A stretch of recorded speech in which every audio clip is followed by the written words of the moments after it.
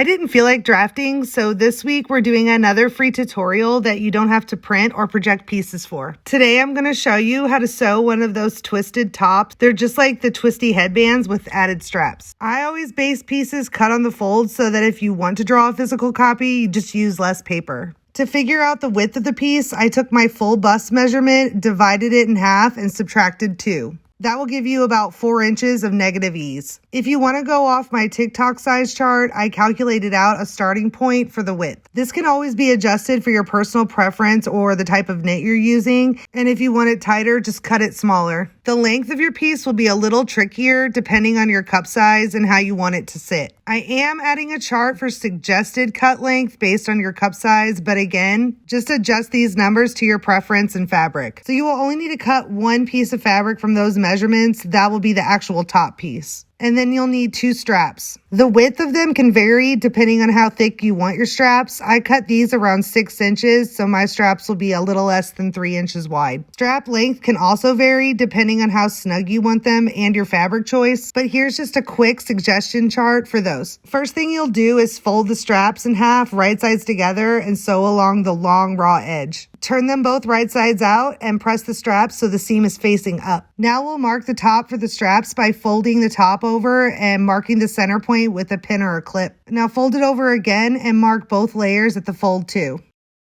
Now you'll have 3 clips evenly spaced at the top of your piece, and I'm showing them with blue clips. Then you'll pin one end of each strap centered between the first and second clip and between the second and third. Make sure the non-seam side of the strap is facing the right side of the top. Then you'll place the other end of each strap along the top edge centered between the mark and the edge of the fabric. Just make sure you don't twist the straps. Just a quick note that this is just a starting point for the strap placement. You can adjust them however you want after you make one and see where they end up. I would base the straps in place and then you can fold the top in half right sides together, sandwiching the straps in between and sew along the long edge. Turn the tube right sides out and you can see the straps are finished. Now mark the center of one side of the tube and fold the other end over so that the bottom corner lines up with the mark, making sure that the edges are all aligned.